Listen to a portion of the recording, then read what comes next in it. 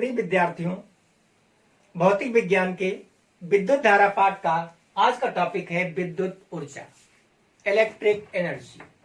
विद्युत ऊर्जा है क्या, इस पर चर्चा करते हैं। मान लिया आपके पास कोई चालक है और उस चालक में आवेश को प्रवाहित करना है, तो चालक में आवेश तभी प्रवाहित होगा जब कुछ कार्य करना पड़ेगा। इस किए गए कार्य को ही हम विद्युत ऊर्जा कहते हैं। जैसे मान लिया आपके पास कोई एक चालक है, चालक तार। चालक तार का मतलब जिसके अंदर विद्युत धारा का प्रवाह हो सकता है, उसे हम चालक तार कहेंगे। इस चालक तार के सिरों का विभवांतर V है। चालक के एक सिरे से दूसरे सिरे तक आवेश को ले जाना है। आवेश को ले जाने के लिए कुछ कार्य करना पड़ेगा और ये कार्य ही विद्युत ऊर्जा के रूप में परिवर्तित हो जाता है। यदि विभवांतर V हो, प्रवाहित आवेश Q कूलाम हो, आवेश को ले जाने में किया गया कार्य W बराबर V इंटू Q होगा और किए गए कार्य को ही हम व्यय विद्युत ऊर्जा कहेंगे। तो इस प्रकार से हम कह सकते हैं कि जो विद्युत ऊर्जा है उसे हम W से प्रदर्शित करते हैं। यहां पर W का मतलब वर्क, कार्य नहीं होगा। यहां पर W का मतलब इलेक्ट्रिक एनर्जी होगा और फॉर्मूला हो जाएगा W बराबर B इंटू Q। जैसा कि आप पहले पढ़ चुके हैं, कार्य का मात्रक जूल होता है और किया गया कार्य ही व्यय विद्युत ऊर्जा है। इसलिए विद्युत ऊर्जा का मात्रक भी जूल होगा। एक जूल को परिभाषित करना, अगर एक जूल की परिभाषा लिखनी हो तो किस प्रकार से आप लिखेंगे? जैसे आप यहां पर आवेश को एक सिरे से दूसरे सिरे तक ले जा रहे थे। इस आवेश की वैल्यू मान लेते हैं 1 कूलाम है।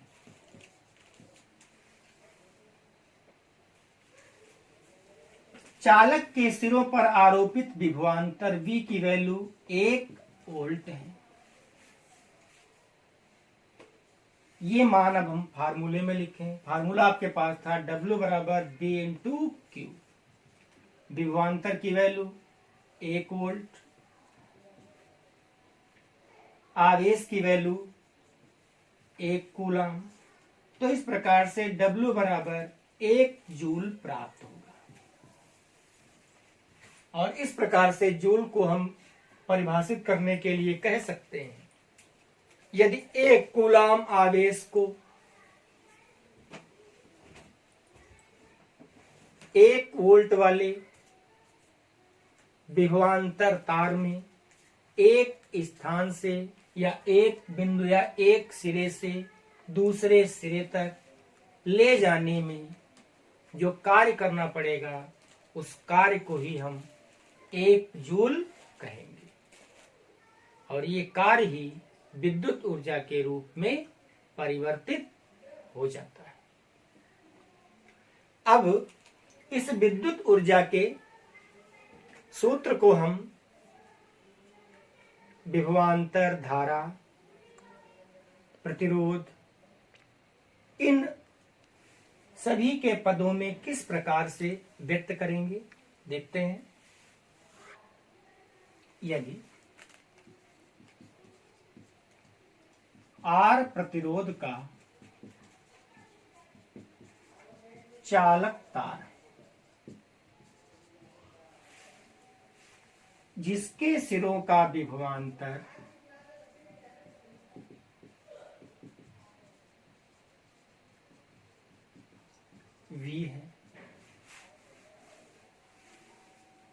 चालक में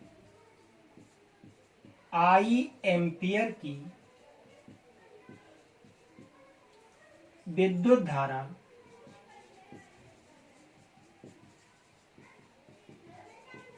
T सेकंड तक प्रवाहित की जाती है।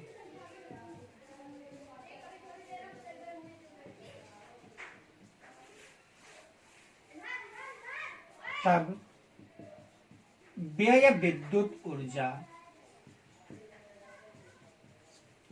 W की वैल्यू होगी B इंटू क्यू। विद्युत ऊर्जा का ये आपके पास जनरल फार्मूला है। आपने पढ़ा है आवेश Q बराबर होता है I T।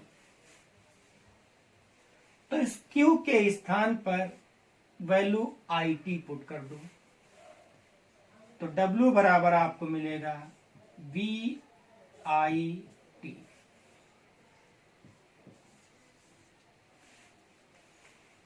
इस फार्मूले में V I T, V विभवांतर, I विद्युत धारा। तो हम कह सकते हैं कि बे विद्युत ऊर्जा का ये फार्मूला विभवांतर तथा धारा के पदों में, विभवांतर तथा धारा के पदों में व्यय विद्युत ऊर्जा।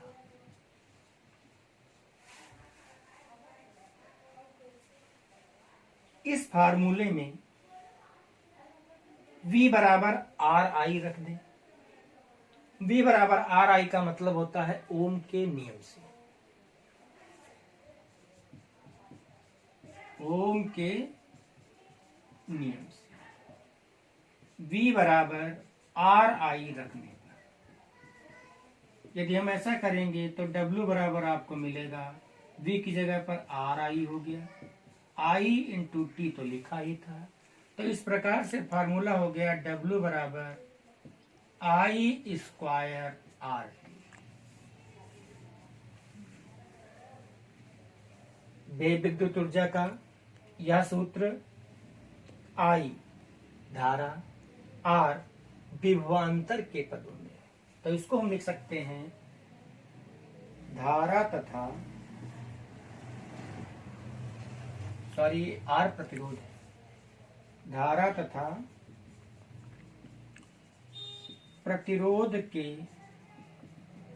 पदों में व्यय विद्युत ऊर्जा।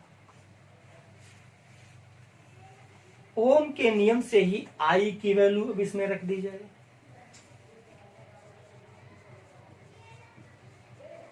ओम के नियम से देखिए V बराबर आर आई, तो I बराबर होगा V upon R. V upon R I के स्थान पर रख दिया जाए। जब ऐसा करेंगे तो आपको फार्मूला मिलेगा W बराबर I स्क्वायर की जगह पर रख रहे हैं V बटे आर। तो ये I पर स्क्वायर लगा था, जो मान रखेंगे वो पर भी स्क्वायर लग जाएगा।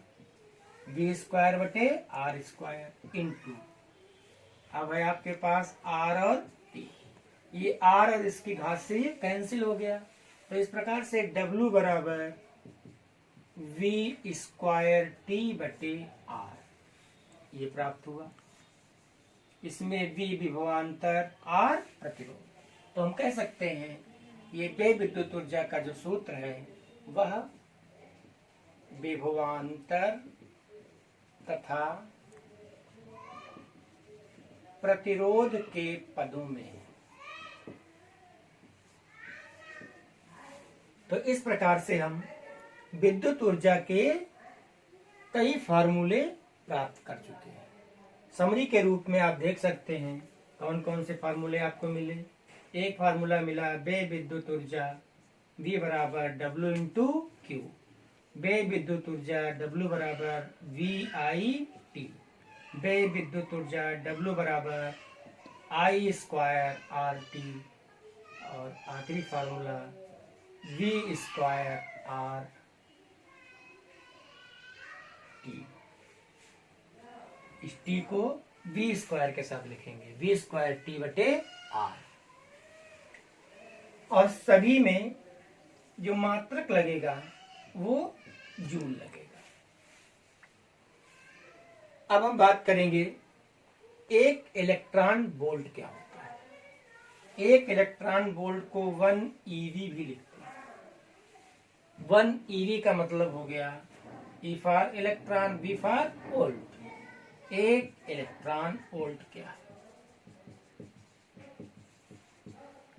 एक इलेक्ट्रॉन वोल्ट कार्य तथा ऊर्जा का एक छोटा मात्रक। ये बना कैसे? जब एक इलेक्ट्रॉन को चालक के एक सिरे से दूसरे सिरे तक ले जाने में जितना कार्य करना पड़ता है उस कार्य को ही हम एक इलेक्ट्रॉन वोल्ट कहते हैं। तो इस प्रकार से 1 eV अर्थात एक इलेक्ट्रॉन वोल्ट बराबर 1.6 गुणे 10 की पावर -19 कूलाम। ये एक इलेक्ट्रॉन वोल्ट की वैल्यू हो गई। और एक इलेक्ट्रॉन वोल्ट कार्य तथा ऊर्जा का छोटा मात्रक हो गया। और ये मात्रक विद्युत ऊर्जा का छोटा मात्रक कहा जाएगा। इसके बाद हम बात करेंगे विद्युत धारा के तापीय प्रभाव या ऊष्मीय प्रभाव के बारे में। विद्युत धारा के तापीय या ऊष्मीय प्रभाव में चालक का ताप बढ़ जाता है। कैसे? जब उस चालक में विद्युत धारा प्रवाहित की जाती है। थोड़ा सा कॉन्सेप्ट की तरफ विचार करें। मान लिया आपके पास कोई चालक तार है। इस चालक तार में ये परमाणु है। जब आवेश को प्रवाहित करेंगे तो इलेक्ट्रॉन एक सिरे से दूसरे सिरे पर चलेंगे। जब गतिशील इलेक्ट्रॉन चालक के इन परमाणुओं से टकराएगा तो टक्कर में गतिशील इलेक्ट्रॉन के पास जो गतिज ऊर्जा है वह ऊर्जा चालक के परमाणुओं को स्थानांतरित हो जाएगी। जब चालक के परमाणु गतिज ऊर्जा को प्राप्त कर लेंगे, कहां से? इलेक्ट्रॉन से प्राप्त कर लेंगे, तो उन परमाणुओं की गतिज ऊर्जा भी अधिक हो जाएगी। जब परमाणुओं की गतिज ऊर्जा अधिक होगी तो इस चालक का ताप बढ़ने लगता है। और ताप बढ़ने की घटना को ही हम विद्युत धारा का ऊष्मीय प्रभाव कहते हैं। तो संक्षेप में कह सकते हैं कि किसी चालक में विद्युत धारा प्रवाहित करने पर चालक तार का ताप बढ़ना विद्युत धारा का ऊष्मीय प्रभाव कहलाता है। जो ऊष्मीय प्रभाव है इसका मुख्य कारण ऊर्जा है। आप कह सकते हैं कि किसी चालक का ताप ऊर्जा का ही एक रूप है। जैसे आपके पास कोई चालक था, उस चालक तार में विद्युत धारा प्रवाहित की जाती है। उस चालक तार का जो प्रतिरोध है वो R है। उसके सिरों का विभवांतर V है। विद्युत धारा I t सेकंड तक तार में प्रवाहित की जाती है। क्या क्या चीजें? चालक के सिरों का विभवांतर,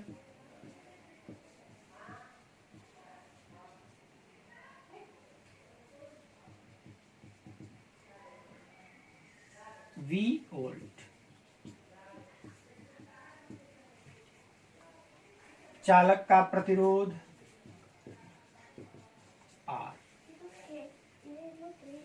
विद्युत धारा I t सेकंड तक प्रवाहित की गई। व्यय विद्युत ऊर्जा W का मान होगा VIT। अभी बताया गया कि जो ऊर्जा है यही बे ऊर्जा ऊष्मा के रूप में हमें प्राप्त होगी। तो आप कह सकते हैं कि जो W है यही H के रूप में प्राप्त हो गया। H का मतलब हीट के रूप में, ताप के रूप में प्राप्त हो गया। वे विद्युत ऊर्जा का मात्रक था जूल, इसलिए जो हमें ऊर्जा प्राप्त हुई वो जूल में प्राप्त हुई। अब इस ऊष्मा का जो मात्रक होता है वो कैलोरी होता है, तो जूल को कैलोरी में बदलना पड़ेगा। जब हम कैलोरी में हीट को चेंज करेंगे तो हो जाएगा W बराबर H बटे 4.2 कैलोरी।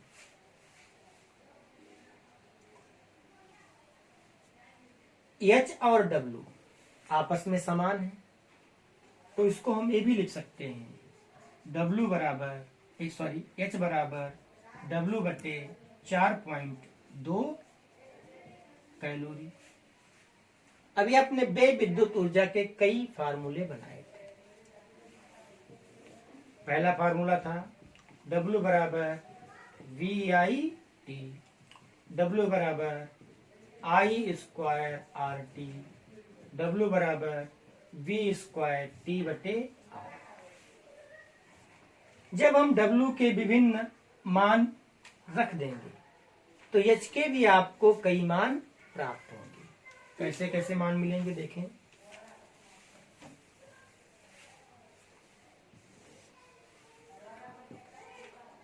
H बराबर W के स्थान पर रख दिया गया VIT अपान में 4.2, यहाँ पे रहेगा कैलोरी। इस फार्मूले को H बराबर VIT जब लिखेंगे तो यहाँ पर जूल लिखा जाएगा। इस समय जो ऊष्मा उत्पन्न हो रही है उस उत्पन्न ऊष्मा का जो मात्रक है वो जूल के रूप में। H बराबर दूसरा मात्रक लिख दें I स्क्वायर RT बटे 4.2 कैलोरी। इस प्रकार से तीसरा मात्रक बनेगा V स्क्वायर T अपान में R इंटू 4.2 कैलोरी। इस प्रकार से विद्युत धारा के तापीय प्रभाव से H की विभिन्न पदों में वैल्यू प्राप्त हो गई। उत्पन्न ऊष्मा का मान यहां पर आप देख रहे हैं विभवांतर और धारा के पदों में। तो इस फार्मूले को हम कहेंगे उत्पन्न ऊष्मा का मान विभवांतर तथा धारा के पदों में।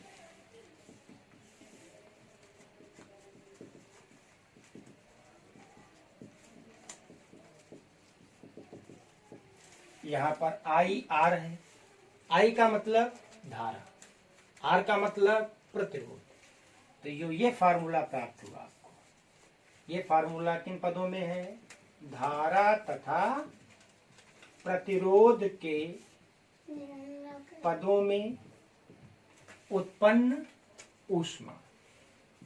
इस फार्मूले में V स्क्वायर T बटे R।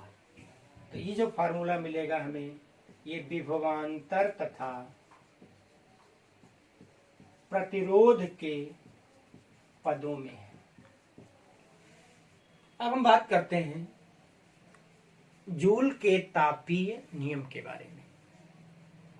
जूल के जो तापीय नियम होते हैं उन्हें हम ऊष्मा उत्पादन संबंधी जूल के भी नियम कहते हैं, या फिर जूल के ऊष्मीय प्रभाव के नियम।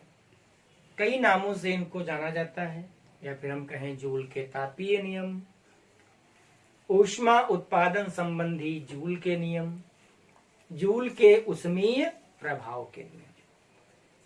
इन नियमों को इस प्रकार से आप लिख सकते हैं।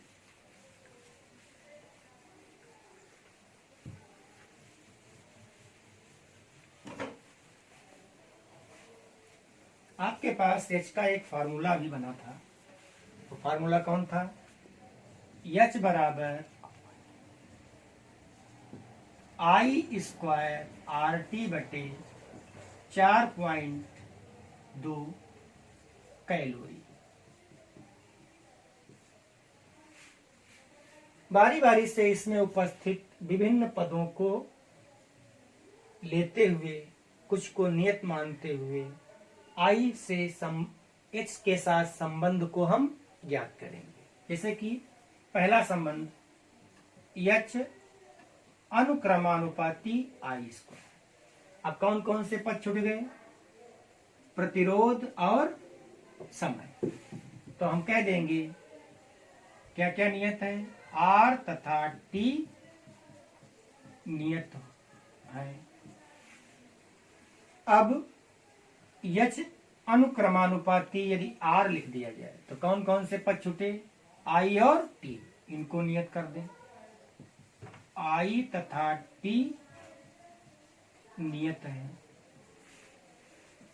एच अनुक्रमानुपाती टी। इस समय कौन कौन पद छूट गए? आई तथा आर, इन दोनों को नियत कर दें। तो इस प्रकार से 3 नियम बन गए। पहला नियम क्या कहता है कि यदि प्रतिरोध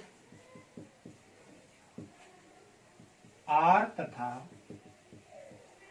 समय टी नियत हो तो, आर प्रतिरोध टी समय यदि नियत है, तब चालक में उत्पन्न ऊष्मा एच प्रवाहित धारा के वर्ग के अनुक्रमानुपाती होती है। प्रवाहित धारा के वर्ग के अनुक्रमानुपाती होती है। यह आपका बन गया पहला नियम। इसकी सहायता से दूसरा नियम आप लिख सकते हैं। उत्पन्न ऊष्मा प्रतिरोध के अनुक्रमानुपाती है। कब? जब धारा और समय नियत रहता है। तो इसको लिखेंगे यदि धारा आई तथा समय टी नियत हो तो चालक में उत्पन्न ऊष्मा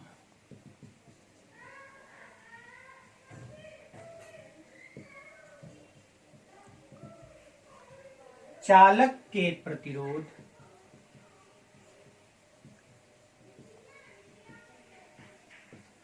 के अनुक्रमानुपाती होती है। इसी प्रकार से आप देख रहे हैं कि यहां पर आई धारा और प्रतिरोध आर नियत है।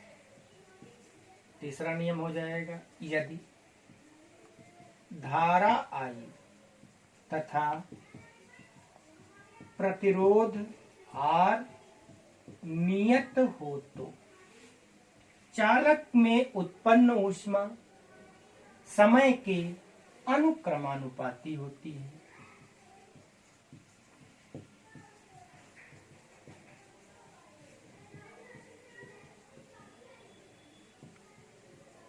समय के अनुक्रमानुपाती होती है। इन सभी नियमों को जूल के नियम कहेंगे या फिर ऊष्मा उत्पादन संबंधी जूल के नियम कहेंगे, या फिर तीसरा नाम हो सकता है जूल के ऊष्मीय प्रभाव के नियम। जूल के ऊष्मीय प्रभाव के नियम। आज आपने पढ़ा विद्युत ऊर्जा और विद्युत ऊर्जा का मान विभिन्न पदों में। अगला टॉपिक विद्युत धारा का तापीय प्रभाव और जूल के ऊष्मीय प्रभाव के नियम। अगले टॉपिक में आप पढ़ेंगे विद्युत सामर्थ्य तथा किलोवाट प्रति घंटा।